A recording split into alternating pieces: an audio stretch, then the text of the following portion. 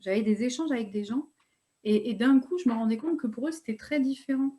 La manière dont ils vivaient les choses, la manière dont ils se mettaient en action et les rares moments où je voyais ça, je me disais: «C'est vraiment hyper étrange». C'est après avec le coaching que j'ai compris en fait que j'avais, plein de filtres en fait devant moi et que j'étais, j'avais des couches énormes qui m'empêchaient de me voir réellement moi. Il y a eu, comme des voiles qui se sont, levés donc d'un coup je touchais du doigt une réalité que j'avais jamais, jamais connue et surtout en fait, je suis en capacité, de le voir venir en fait, de percevoir que: «Ah tiens là, il y a une petite zone glissante» et du Mmh. coup, en capacité d'être vigilante et de me dire: «Tiens, qu'est-ce que je peux faire?»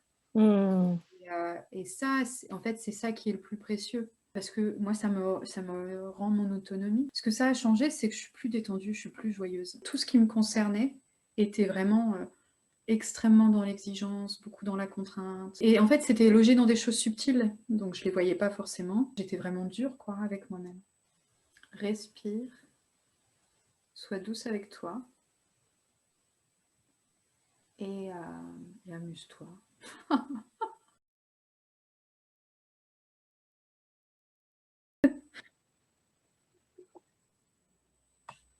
Donc l'enregistrement est lancé normalement.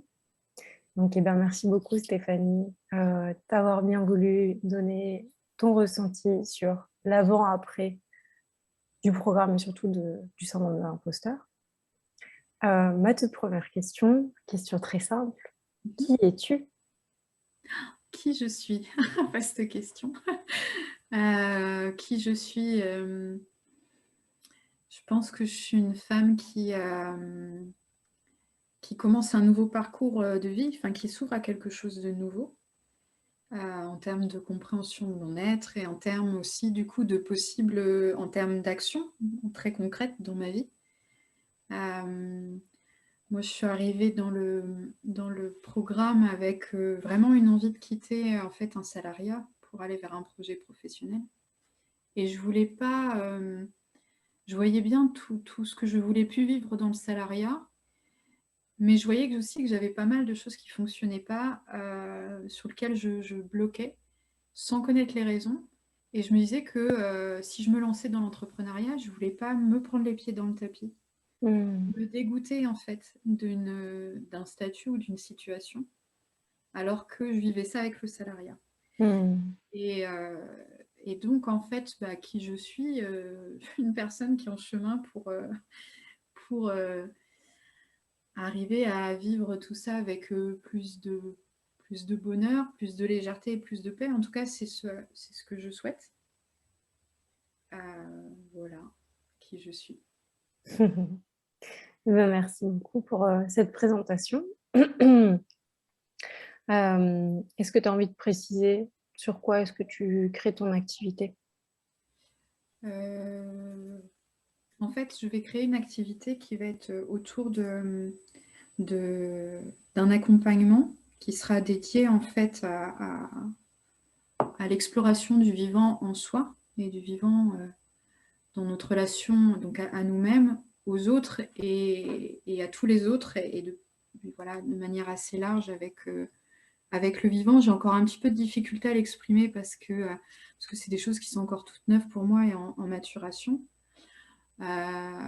L'idée, c'est de pouvoir, vraiment prendre appui sur plein de petites choses qui m'ont nourrie jusqu'à présent et notamment une connaissance assez profonde du vivant et de la nature et y compris dans des aspects en fait, nourriciers agricoles et de voir en fait comment, heu, ces observations-là, elles peuvent nous nourrir pour nous connaître nous et comment on peut aussi, par ce biais-là, en fait, apprendre à relationner donc, envers soi-même et avec les autres, quoi. Mmh. Voilà. Donc ça, c'est la première ébauche. Ça va certainement, s'étoffer parce que voilà, j'ai plein d'idées, plein d'envies, mais je suis pas encore en capacité de tout expliquer bien. Super. Bah, merci déjà d'avoir précisé.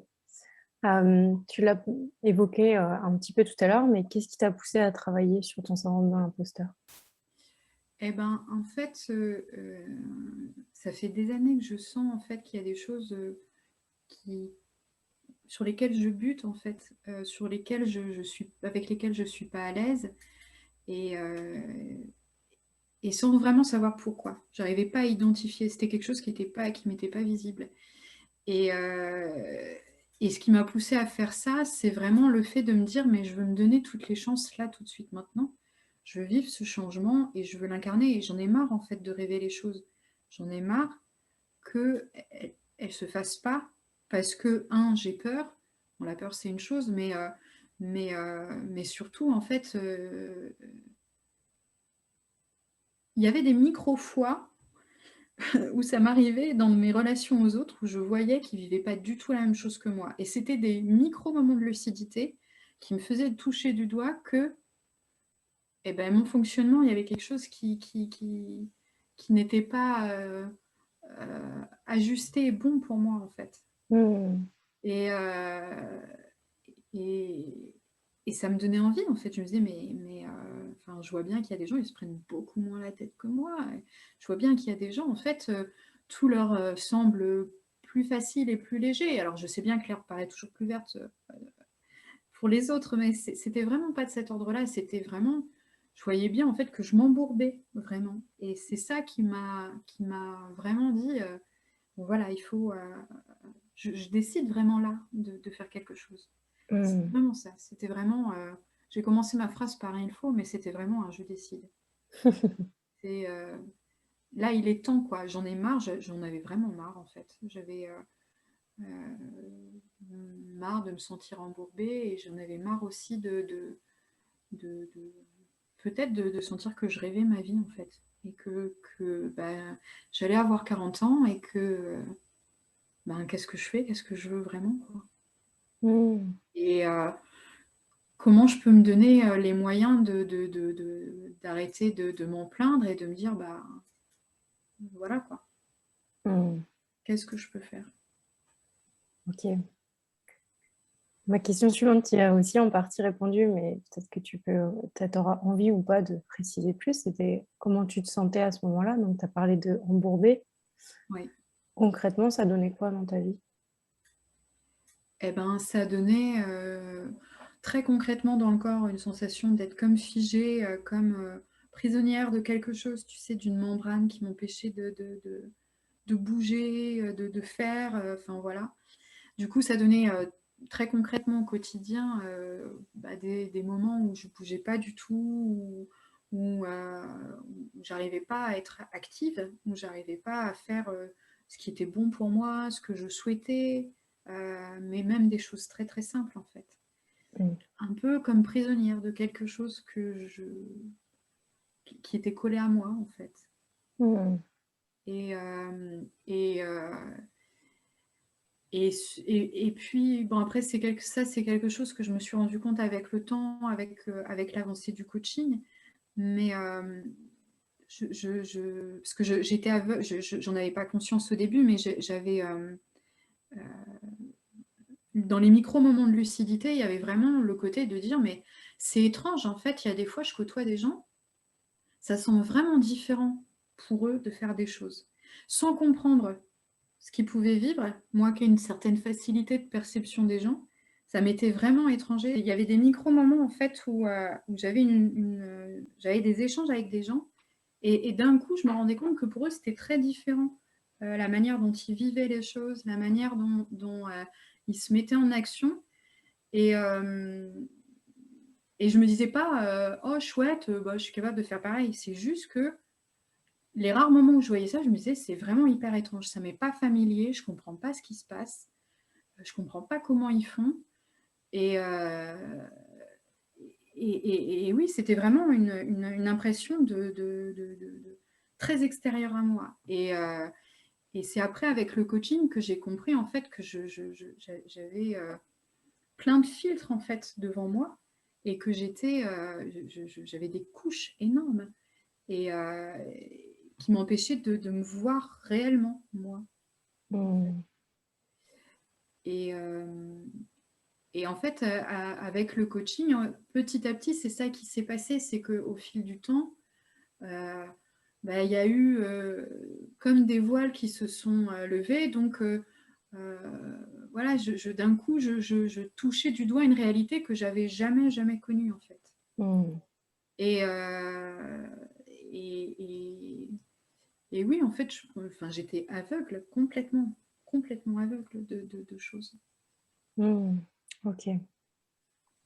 Donc, maintenant que tout ça est passé et que tu as pu ouvrir les yeux sur certaines choses, comment est-ce que tu te sens aujourd'hui? Je me sens plus légère, en fait. Je me sens plus légère, je me sens plus en capacité à connecter ma joie pour moi-même, par moi-même. Je me sens plus en capacité d'action. Et ça change beaucoup de choses. Et je me rends compte aussi que quand j'ai démarré le coaching, j'avais un peu une pensée magique qui était que je corrélais le fait d'aller vers l'entrepreneuriat avec, le fait que le syndrome de l'imposteur serait plus dans ma vie. Et je me suis rendu compte avec la fin du coaching que non, ça ne pouvait pas être le cas. Et qu'en fait, le syndrome de l'imposteur, c'était comme si c'était une clé de voûte qui tenait tout un système de croyances, de perception, de zones aveugles, etc. Et que, en fait, une fois que ça s'était enlevé, effectivement, je peux aller explorer le reste. Mais bon, c'est pas une baguette magique non plus.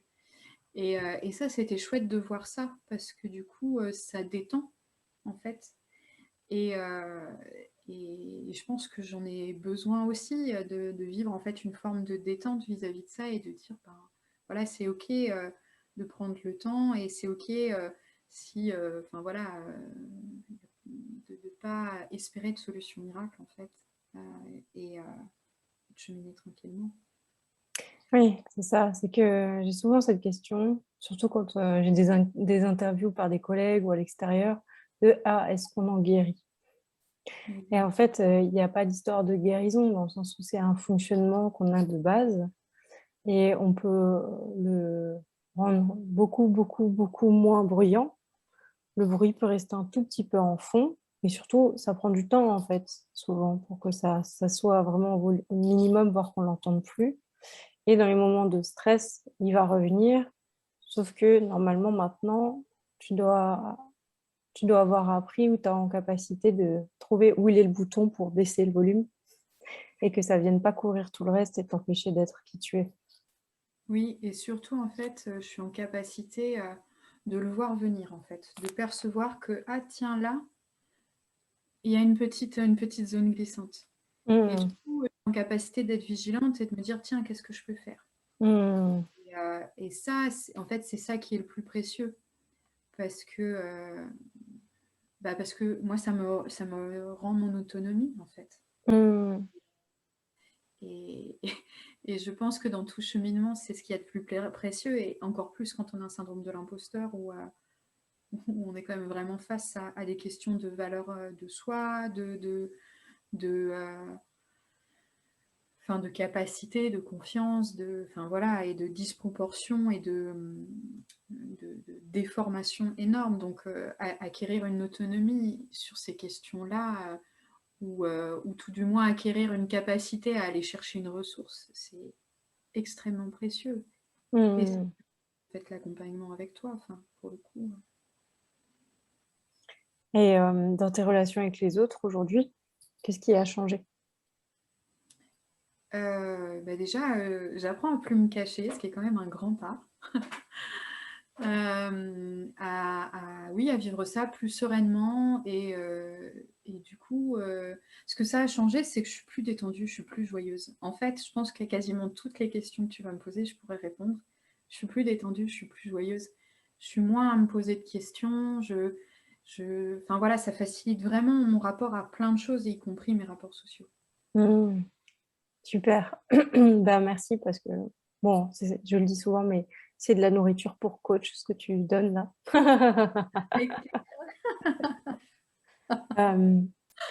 Est-ce que si tu avais l'occasion d'intervenir comme une petite fée pour la Stéphanie d'il y a quelques mois ou quelques années, tu avais l'occasion de lui donner quelques conseils pour l'aider à se détendre et à se sentir moins imposteur, qu'est-ce que tu aurais envie de lui dire?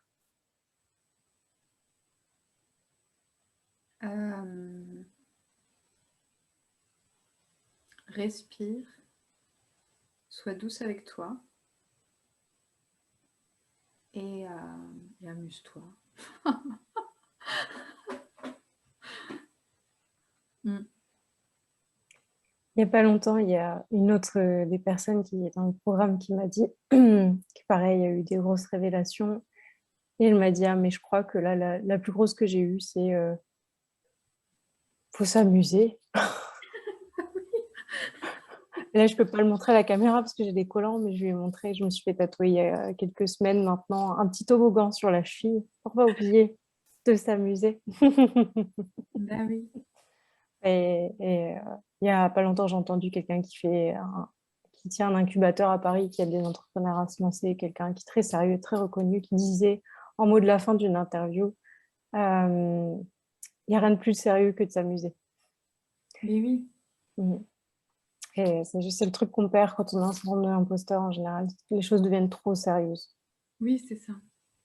Trop sérieuse. Et puis, je me rends compte aussi que j'avais vraiment, en fait, je mettais tout dans des petites boîtes. Et pourtant, en fait, je suis quelqu'un qui a vraiment du goût pour l'ouverture et pour le partage et tout ça. Mais tout ce qui me concernait était vraiment extrêmement dans l'exigence, beaucoup dans la contrainte, beaucoup... et en fait, c'était logé dans des choses subtiles, donc je les voyais pas forcément. Et à la surface, bon, bah voilà, c'était, on va dire, acceptable, mais tout le reste, j'étais vraiment dure, quoi, avec moi-même. Et bien, Donc, contente que ça soit détendu et assoupli. Et on ait enlevé les petites boîtes. On a fait un tas de boîtes dans un coin. Si tu veux, elles sont là, mais t'es pas obligé, en fait. La petite question qui est toujours, comment dire, j'aime pas trop cette question parce que j'ai toujours l'impression de chercher à me faire jeter des fleurs. Donc je me dis, je le pose comme ça, c'est dit. Mais en fait, c'est surtout pour permettre aux personnes qui auraient envie de travailler avec moi qu'elles puissent être rassurées ou en savoir plus, en fait. Qu'est-ce que tu dirais à quelqu'un qui hésiterait à travailler avec moi? te pose pas de questions, fonce. Et je le dirais, en fait, si ton être, il a résonné avec Aurélie, te pose pas de questions, en fait. Parce que, je sais pas comment je pourrais dire ça plus simplement. Je dis ça parce que moi, c'est ce qui m'a fait aller vers toi. En fait, je t'ai vu sur une très courte vidéo et j'ai été touchée, en fait, par l'authenticité que je percevais. Donc, je parle de valeurs qui, moi, me touchent et qui me sont importantes, mais c'est vraiment, vraiment ça. J'ai senti de l'authenticité, j'ai senti de la profondeur, j'ai senti aussi beaucoup de douceur et de délicatesse dans la manière d'amener les choses et de très précautionneux, quoi. Mais pas dans le sens mielleux du terme ou dégoulinant, vraiment dans le sens, voilà, savoir prendre soin.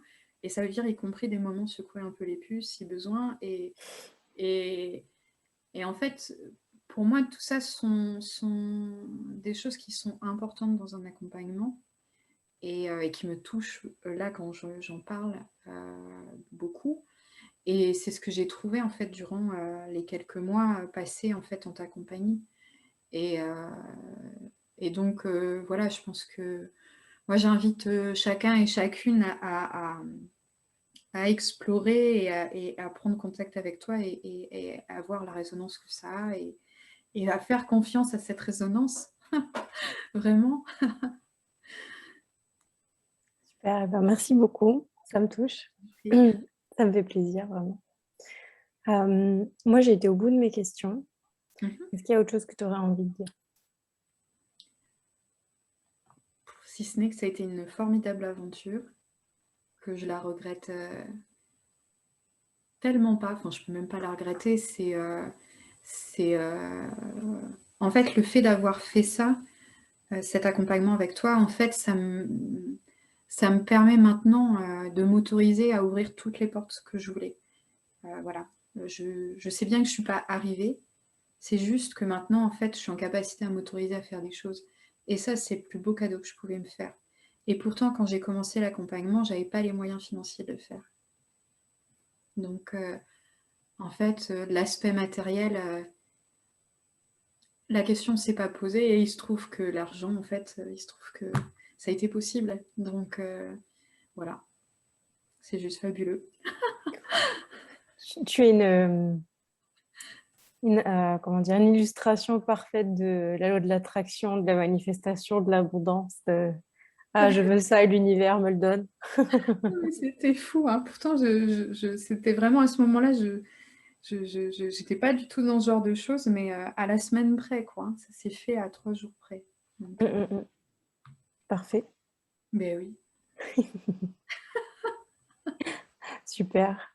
Bon, et ben, j'ai pas d'autres questions. d'accord. Moi, j'ai quand même envie de te remercier et pour ta confiance, évidemment. Et puis pour le temps qu'on a passé ensemble aussi, parce que j'ai aimé tout le temps qu'on a passé ensemble et de te voir grandir et plonger dans les profondeurs malgré le fait que parfois c'était difficile et que tu y as été avec beaucoup de courage. Donc, je suis très contente de te voir aujourd'hui sur comment dire, le seuil, de te lancer dans ce que tu as à vivre. Et je serais contente d'avoir de tes nouvelles pour la suite pour savoir comment se portent les gens que tu accompagnes. Avec plaisir, vraiment. Bon, je coupe l'enregistrement ici.